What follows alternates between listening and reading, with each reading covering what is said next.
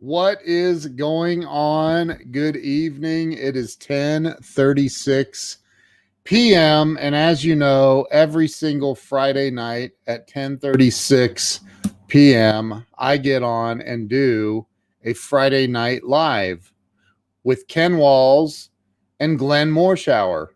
However, Glenn Morshower is not around right now, so it's just me. It's just me, and I want to talk about my interview today with Mr. Steve D. Sims. Man, it was incredible. If you did not see that interview, I highly recommend that you check it out. I am actually going to show a clip from the interview today. If you guys want to see it, if you want to see this clip, drop a 1 in the comments. Drop a 1 in the comments. If I get at least 4 ones, I'll show this clip. What's going on? Robert Brooker, Doug Wing, Tammy Storm, Weldon Whitehurst, my brother. How you doing? Larry Schneider, Scott Ricard. Look, it was indeed. It was amazing. We got 1-1. Andrea Blab, how you doing? We got another one. We got a big one. Wow, look at that. Look at all the ones. Tammy Louise Rodriguez, I'm doing great. Mark Gassert. Okay, I got a lot of ones. Steve Sims is incredible. And I am telling you what I'm getting ready to show you. This part of the interview literally gave me chills. It gave me full body chills, this part of the interview. So I am telling you, I have replayed parts of this interview off and on all day long. It's got to be up there with about my favorite interview. One of, for sure. This guy is brilliant. Maybe it's because I can relate so much to what he talks about in this. It's incredible. So hang on. I'm going to share my screen. Since I got so many ones, I'm going to share my screen and I'm going to share the audio and I'm going to come back here and go like that and then like this, and then it's ready to go. So I want to share this with you guys. This was, again, one of the very best interviews I have ever had on Breakthrough Walls. It was absolutely phenomenal. I mean, you'll see. If you didn't see it, you will see. This guy works with billionaires, with a B. Billionaires hire this guy to do extravagant things like throw big parties and do amazing things. Weldon Whitehurst, Ernest Odell, Robert Brooker, thank you for sharing this out. I appreciate that from the bottom of my heart. I genuinely appreciate you guys sharing this out. Brian, how are you? Good to see you. Wanda. I'm sorry, I said Rondo. Wanda, great to see you. There's my dear friend Leanne in Australia. Leanne, welcome. If you didn't see this full interview today, go watch it. But I'm going to show you some of it right now. So here we go. I'm going to show it right now. Here we go. I'll give you one of my, probably the most pivotal moment of my life. Okay. Wow. Is it in the pub? It wasn't in the pub, but it was on a building site. Okay. Yeah. So my dad, as I say, he had this building site, and every now and then he got these big contracts. And every time he got part of this big contract, he would bring in all of his brothers and cousins and his dad and stuff. And I was working on this building site one morning, and I had to grab some bricks. And it was this funny kind of weird thing you put on your shoulder to carry a bunch of bricks called a hod. Yeah. And I climbed up the ladder to give him these bricks. And as I got to the top of the ladder, I'm now on the scaffolding, maybe 40 feet up in the air. And the first person next to me on this thin row of scaffolding was my dad. Now, next to him was his brother, my uncle. Mhm. And then next to him was 3 of my cousins. And then next to him was my dad's dad, my granddad. I saw my entire family tree in front of me. Now, all of my cousins were in their early 20s. And I suddenly thought, is this it? And I froze. And I had all these bricks on my shoulder. And in the end, my dad yelled at me and was like, yeah, put them down off, get some more. So I did that. And then come 10 o'clock in the morning, you have a tea break where you're all sweaty and cold and wet from the day. It's England and it always rains. We're in this old caravan with no wheels, just trying to get warm while drinking our kind of bacon sandwich and our cup of tea before we go back out again. And I walked into this caravan and I saw my granddad in the corner by the heater trying to get warm. Stupidest question in the world, and I've always acknowledged it was. Surprised I didn't get a punch in the nose. Big, thick Irish family. I went over and I sat in front of him and I went, Granddad, Granddad. And I remember this. I can remember the smell of the caravan, the heat on the right-hand side of my face from the burner.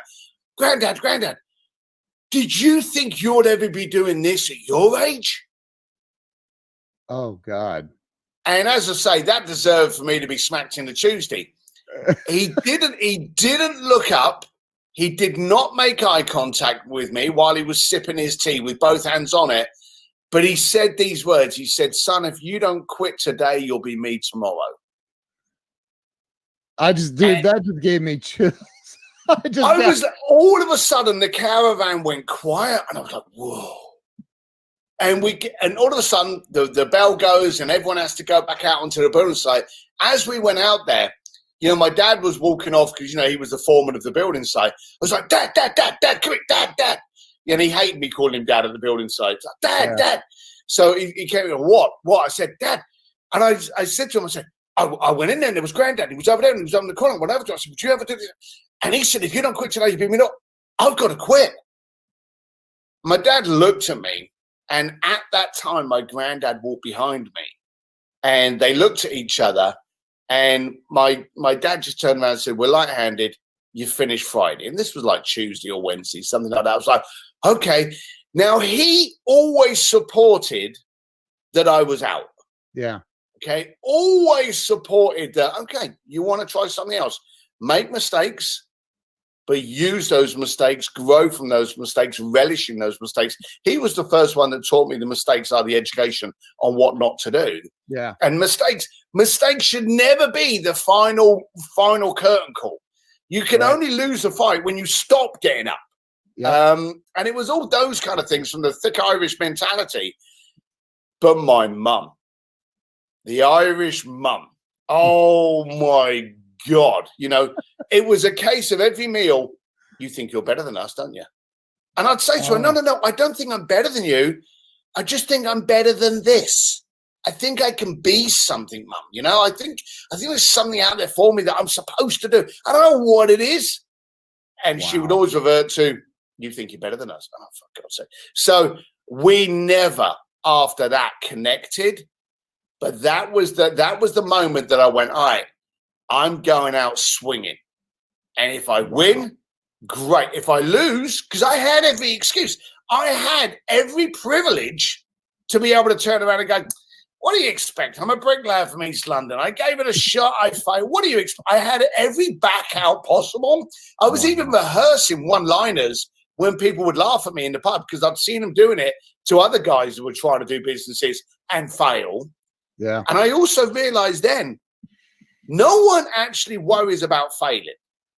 They worry about other people seeing it. Right. And that was another, again, these things that have got me working with the Pope and Elon Musk today, I've learned from the pub of East London. So that was it. Crap. I went out and I went, right, okay. And I went for stupid.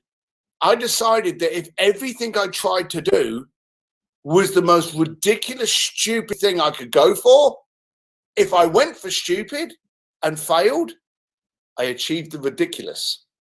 And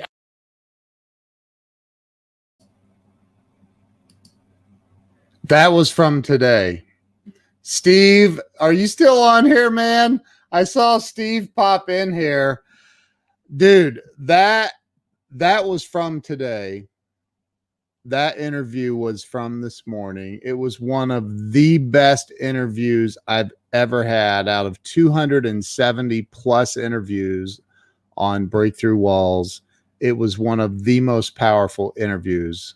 And I really have thought about the context of what he was talking about. And, you know, he talked about, he had his dad who supported him, who said, go out, figure it out, make mistakes, learn from your mistakes, keep going.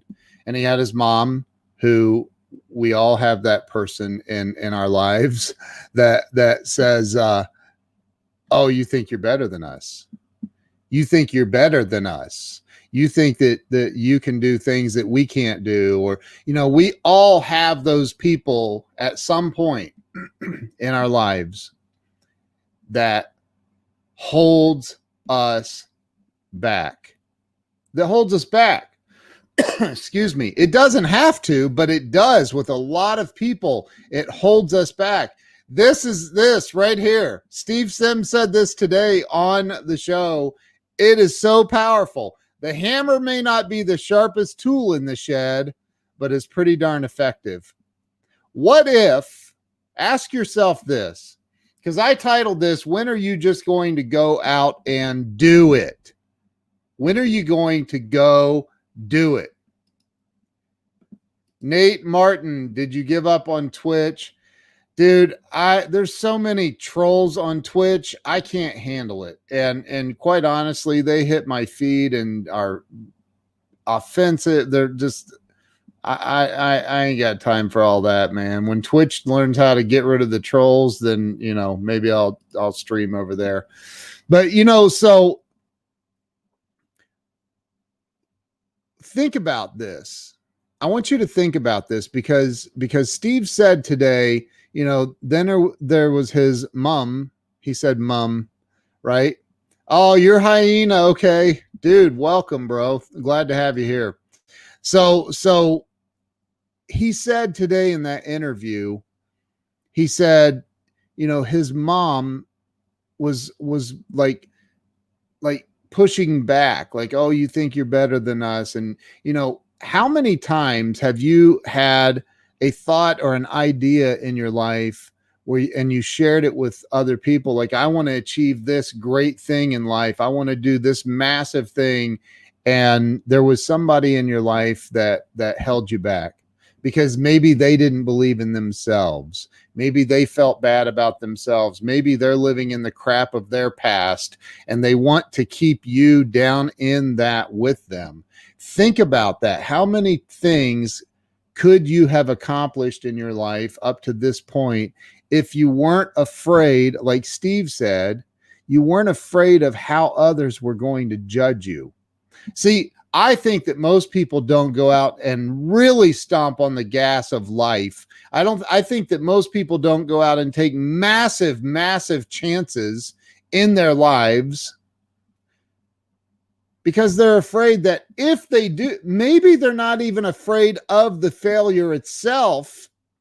They're afraid of the judgment from other people. That's what they're really afraid of.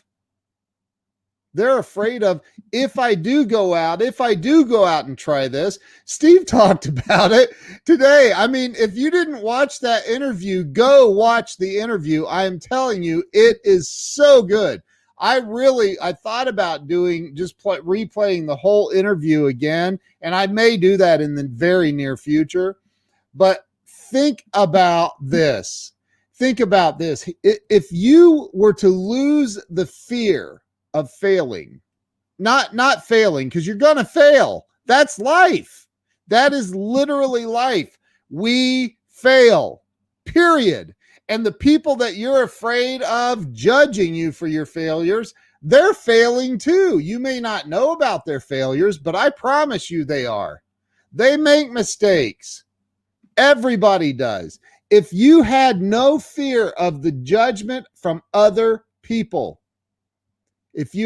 that's because, again, you're not afraid of the actual failure. You're afraid of the judgment from other people of the failure. And what if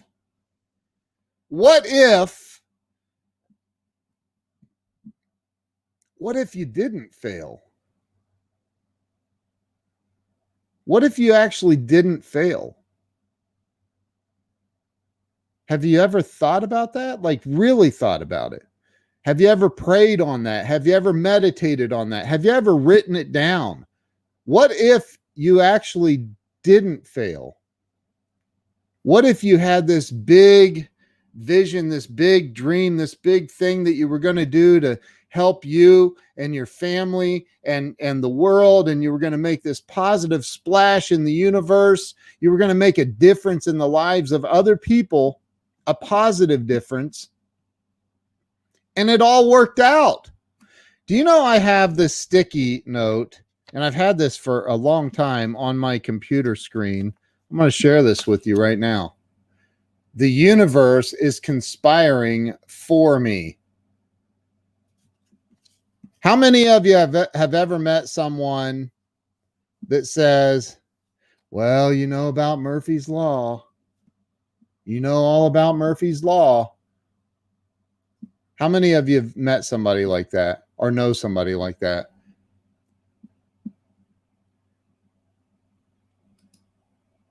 If it could go wrong, it's going to.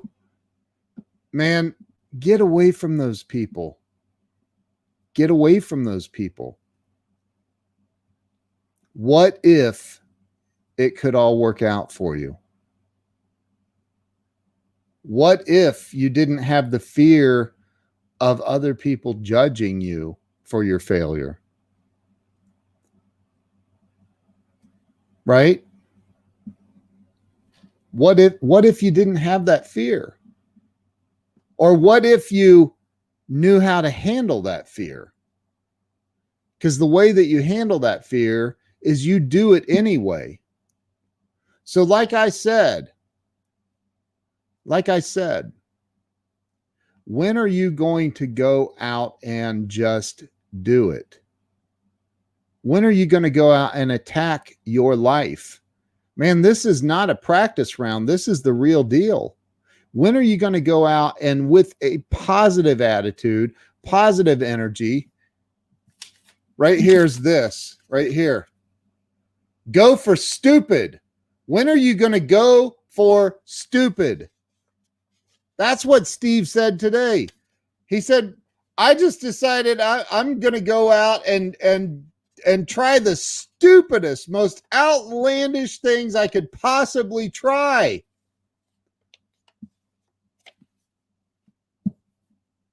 When are you going to go for stupid and live your life at 100? Like, really go for it. I just bought, and I saw Leanne say his book, Blue Fishing, right? Blue Fishing, that's what it's called. I bought it today. Blue Fishing.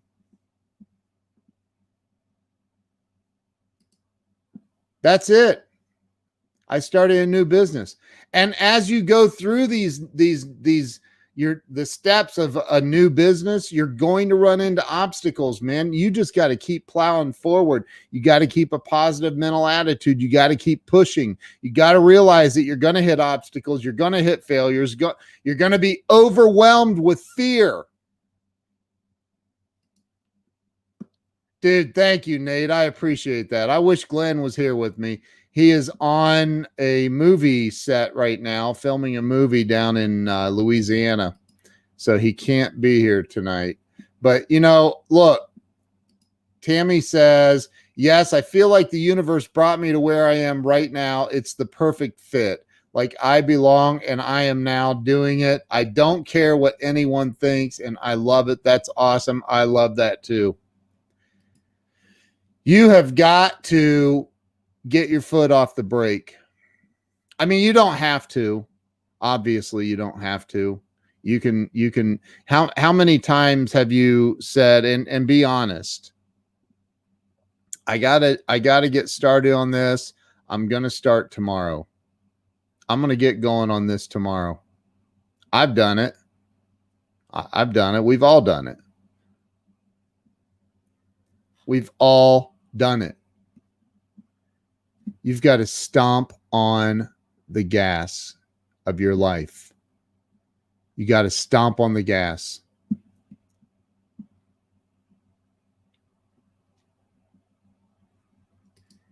Yeah, you quickly found out how stupid he's not. He is brilliant. Steve is brilliant. You know, and he's always looking for opportunities. He dropped so many nuggets in that interview today that it literally, I got off of that interview. It's very rare that I end an interview and my mind is completely mush. My mind was blown, completely blown. Unbelievable interview with that guy. And again, if you've not seen the entire interview I did today with Steve Sims, go to Facebook, YouTube. It's everywhere. Go look it up. It is an unbelievable 1 hour and 5 minutes and 21 seconds that you'll be blown away. He dropped so many nuggets. It's mind blowing. Get a pad of paper and a pen and take notes, because he has so many one-liners, like go for stupid. And talking about how he started this business of catering to the extremely wealthy, and I mean extremely wealthy, not just somebody with, you know, a couple $1 million. I'm talking about incredibly extreme wealth, billions of dollars. Walking down the hallway of SpaceX with Elon Musk. Like, what? Oh my gosh, Glenn Morshower just sent me a text and said, "May I join you?" Abso-freaking-lutely, dude. I didn't even know you were on here. Is Glenn on here? I didn't see that he's on here. Email or text? Let me find out how he wants me to send the link to him. And we're going to have Glenn Morshower join us. How cool is that, y'all? Let me find out how he wants me to send this. I'm going to text it. And if he can join from his phone, he'll join from his phone. If he happens to be at John's house or somewhere where he has internet, he will ask me to email it to him. So, yeah, dude, it's incredible. It's incredible. Okay, Glenn wants me to email it to him, so I'm going to email it to him right now, and we're going to bring Glenn Morshower on. Dude, like when Glenn sends me a message and says, "May I join you?" What? Of course you can join me. You're Glenn Morshower. Not to mention you're my best friend in the world, man. Of course you can join me. I just sent the email. Nate said, "I think he heard me." That's awesome, dude. He probably did. If I know Glenn, he probably heard you. All jokes aside. So we're going to have Mr. Glenn Morshower joining us here shortly. So let me play a little bit more while we wait on Glenn. I'm going to play a little bit more of that video with Steve Sims. Let me go ahead and share this. And here we go. As we all know, you're stupid 1 second before it's genius. So that was my mentality. You just said Elon Musk. I mean, the people that have attacked that dude, and he might be the most genius man on the planet. and he's been through so many attacks, people saying that's the dumbest idea ever. Shall I give you a story for my first name drop? I would love to hear, because listen, just for anybody that doesn't know, let me say this. Share this out, because this guy is connected to some amazing people, and you're about to hear. I want to hear Elon Musk's story. So I was doing an event for Elon down at SpaceX, and this was pre-NASA. and I had 30 people that came along. Each of them were paying like $80,000 to attend. And literally within the 30 that we had there, we had like a security detail of about 100 people all around the building and around these people. We had, I think it was 4 of the richest people in the planet as part of those that came along to the event. So this was a top tier group of people that were walking through SpaceX. Now they were all at the far end waiting for Elon to turn up, and I was at the other end with Elon, and I had 2 of my my very well off clients that I was giving the extra little mile to by letting them get close to Elon, and we were then going to walk down the main hall of SpaceX into one of the meeting rooms where Elon would meet the rest of them. So as we're walking through SpaceX with fuselage all over the place and things I didn't know what they did, and the Space Center had already been set up, which was our terminal control center. As we're walking down there, I had 2 clients to the left of me and then Elon to the right. So I was kind of like the buffer.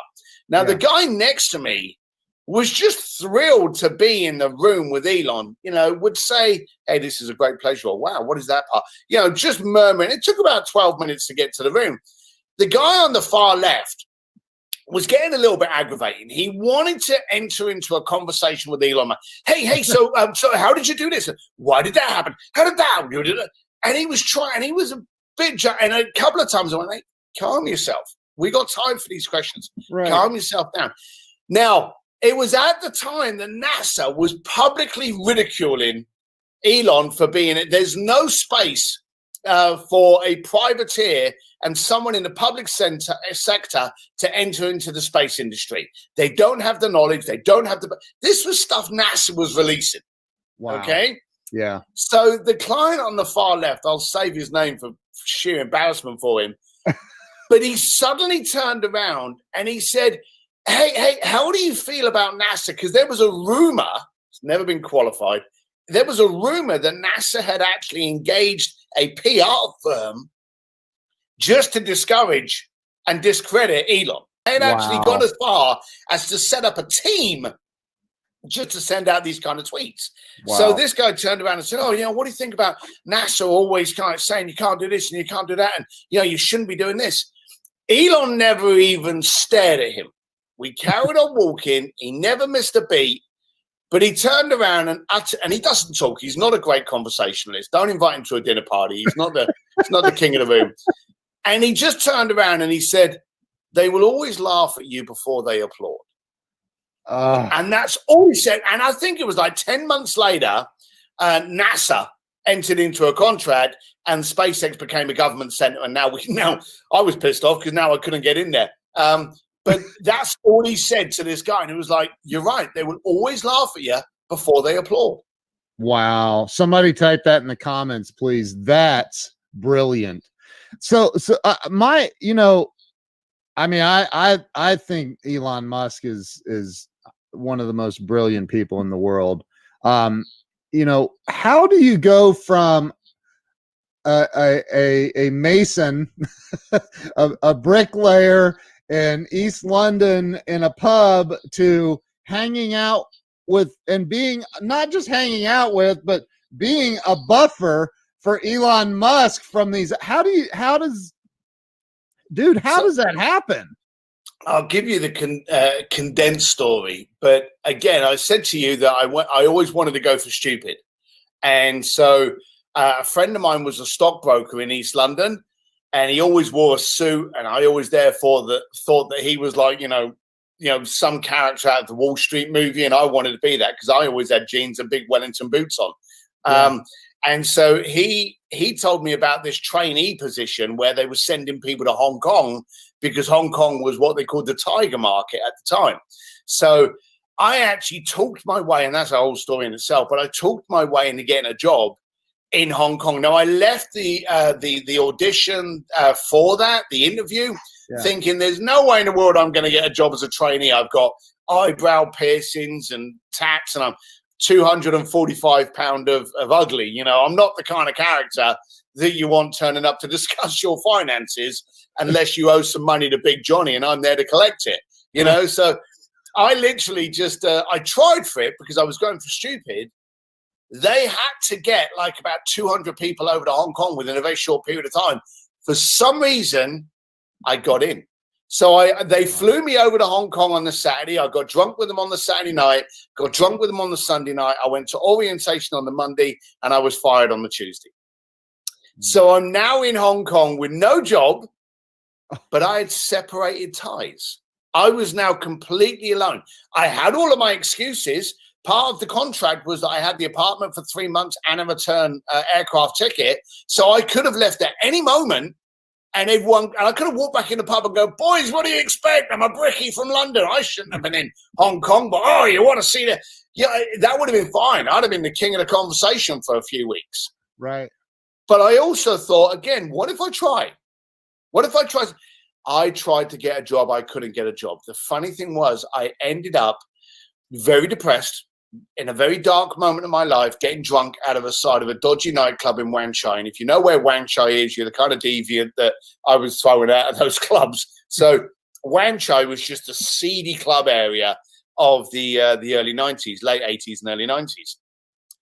And this girl actually that run the club actually asked me to kick out a Falang, a Gualo, basically a white fella inside. And she came out and she goes, there's one of your guys in there.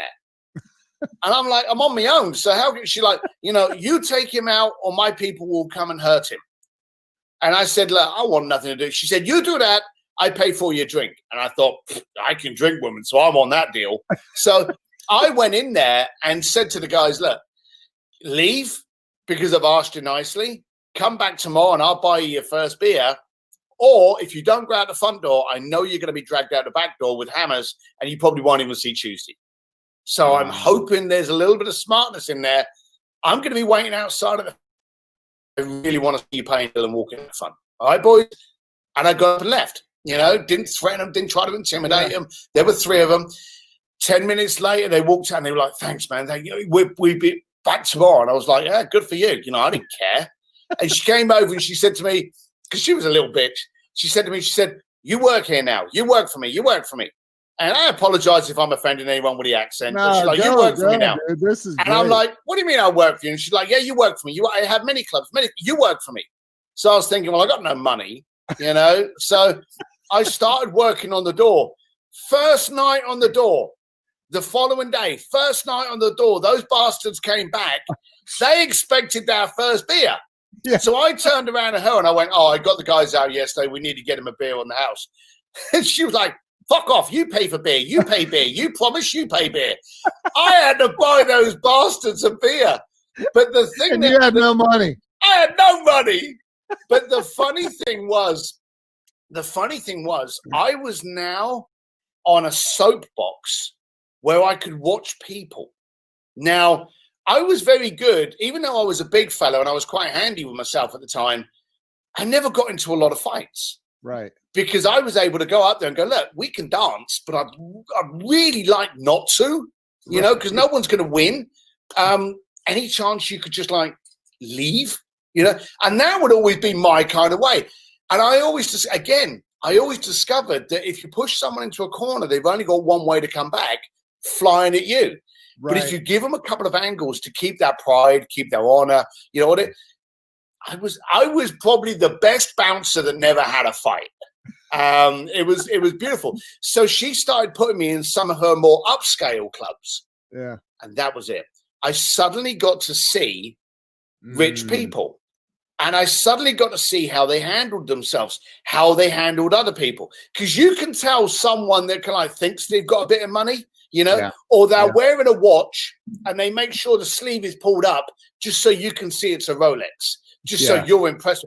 I noticed there were people that bought watches for your pleasure or for theirs. So I would literally, again, 54-year-old, 4-year-old, I would go up to people and I'd go, I like that watch. Why did you buy that?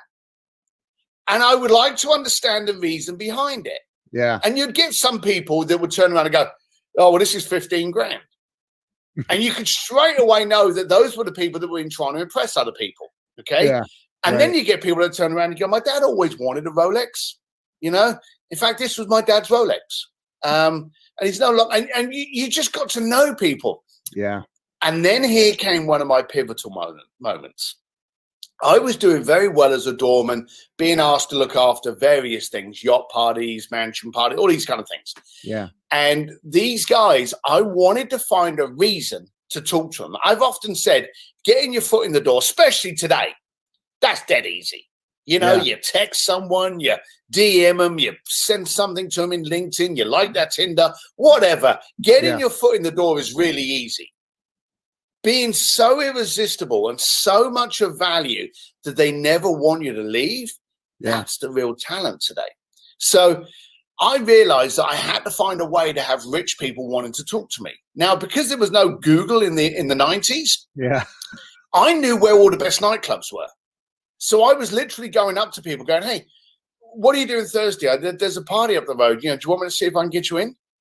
And I was giving these people, so I became like the nightlife guru. Wow. And this is still in Hong Kong. This was in Hong Kong, like 95. You know, I'm in the early 20s, and I'm just starting to make some seed. But here's the thing. Joe Ingram, for some reasons, just put down his Tinder profile. I don't know why he did that. No one is swiping on Joe Ingram, that's for sure.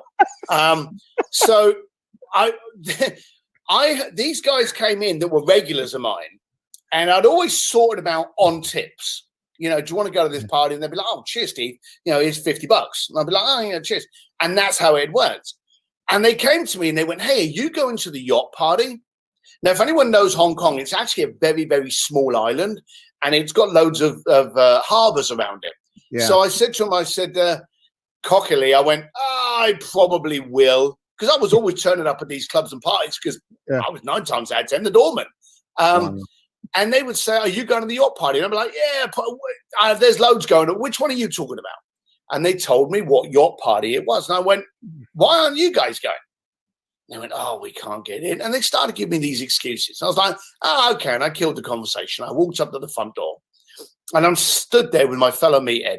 It's about 7:30. Most clubs are opened up early there. They were like bars that turned into clubs.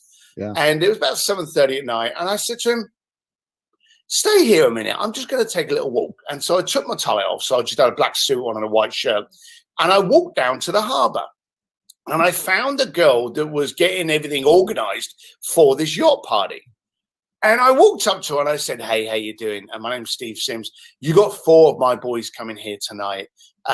Just out of respect, I know you're going to be very, very busy. But you start at 9 o'clock. I wondered, would you prefer they got here at 8:30 and lined up, or would you prefer they got there at 10 o'clock when the rush is gone? The knee-jerk reaction she had was to start going through this sheet of names. Yeah, I hadn't given her any names. Right. But everyone's got a knee-jerk reaction. Normally, the knee-jerk reaction is no. Okay? Yeah. But I hadn't asked her a question that she could answer with a yes or a no. That's one of my first things. Don't ask a question where you're scared or liable for the answer. Yeah. So I gave her 2 options that worked for me. So she starts flicking through this chart. And I went, look, you're going to be stressed tonight. You're going to be pressured. I've been in the same situation as you are. So look, I just want to think what's best for you. Right. So now I'm empathizing with her. Now I'm relating to her. So she goes, well, 10:30 would be better. Thank you so much. And then, bearing in mind, I was making $600, a week, $500-600 a week, really, and then on tips. So I had like about $200 in my pocket. So I bought out $100 and I gave it to her. And I said, look, let's be blunt. We know what people are like. They're going to pile into the party and they're not going to remember us to actually put. I'm actually relating to her. I'm calling her us now, So I said, they're not going to remember people like us. So I wanted tomorrow, grab yourself a takeaway and a bottle of wine and just be thankful it's over, that you pulled off an amazing party. Have a good night. Don't stress too much. Go with the flow. Wow. And she took this out and she was like, thank you. And then I bet everything on red. I went, have a good night. I turned around and went to walk off. And she went, oh, hang on a minute. What were their names? Because bear in mind, I hadn't given her the names. So she went, what are their names? So I went, oh, she wrote them down on the front of the page and she said, make sure they ask for me. And she gave me her name. Holy mother of God. So then I went back to the club. Wow. I walked into the club, walked up to the table. And I went, boys, I've just made a phone call. I didn't even have a phone. I went, I've just made a phone call and I've managed to pull it off. Do you still want to go to that yacht party? Hoping to God they were going to say yes, because it cost me $100 already. Right. And they went, yeah. And I said, well, I pulled some strings. You're going in as a VIP. You turn up at 10:30. You ask for this girl. It's $500 per person. And at that second, that's freaking awesome. They got their wallet out and they were like, oh, Steve. And in that moment, I realized people don't pay to get in. They pay to remove the embarrassment of being turned away, declined, all that.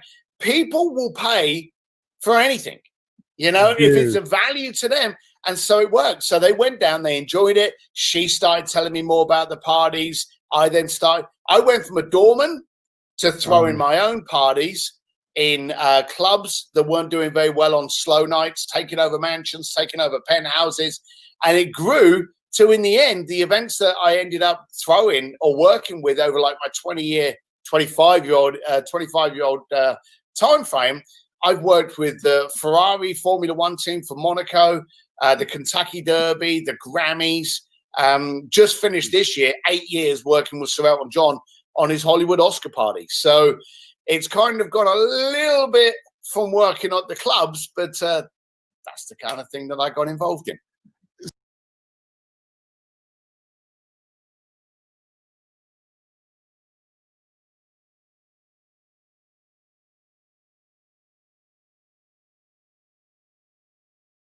Sorry, I was muted. Talk about not having any fear. There it is. Go watch that full interview. Make sure you go watch the full interview, because I'm telling you, it's phenomenal. It is absolutely phenomenal. Can you hear me? I think my audio should be back, right? Is it back? I shouldn't still be muted. Let me check. Now I think the comments are coming in late. So that is hold it. Am I still muted? Oh, I'm good now. Okay. Yeah, I was muted. So wow. That right there is I mean, there's still what is another 30 minutes left in that interview. Absolutely unbelievable. Absolutely amazing. I haven't seen Glenn pop in yet. I don't know what is happening. Let me see. Just send him another text. See if he's coming in. So Steve Sims, the interview I did with Steve today was absolutely incredible. I plan to watch it multiple times. I have it boosted on my fan page, going out to the whole world. And because the whole world needs to see. This world needs that, man. Like, we're so focused on. I was in hospital, so I didn't listen live. Yeah, I was at 1:30 a.m. your time. Are you you're still in the hospital, right? You said you're there till maybe, what is it now? It's Saturday there. Yeah, is it Saturday? Yeah, it's Saturday there. But anyway, I thought you said you were there. You thought till Sunday, Leanne. But yeah, if you get a chance, go watch that interview. It was absolutely phenomenal, and I highly recommend that you go watch it. Make sure you're following Steve Sims. Oh, you just got home now. Good. I'm glad you're home, Leanne. Good. I'm glad you're home, and I'm sending you lots of love and prayers. So anyway, well, it doesn't look like Glenn's going to make it on here, so I'm going to call it a night and end this thing. If he happens to get an internet connection and wants to get back on, maybe we'll do that for a little bit. But you guys have a phenomenal evening. By the way, the interview that I did with Steve today on my, because when I go live on multiple pages. And from my personal Facebook page, my interview with Steve Sims was my 1,000th just on my personal page, 1,000th live stream on my personal page today. Pretty unbelievable. And that's just the personal one. There's many other live streams I've done elsewhere, but anyway, so yeah, pretty incredible. Steve, I don't know if Steve's still on here. I don't think he is, but I'm telling you, that was a phenomenal interview. Go check it out. Share it out. If you're watching it on Facebook, share it out because the world needs more of Steve Sims for sure. All right. Hey, you guys have an awesome night. Thank you all for sharing this. Thank you for being here and participating and all the love and laughs and hearts and everything else. We will see you all later. Thank you. Bye-bye.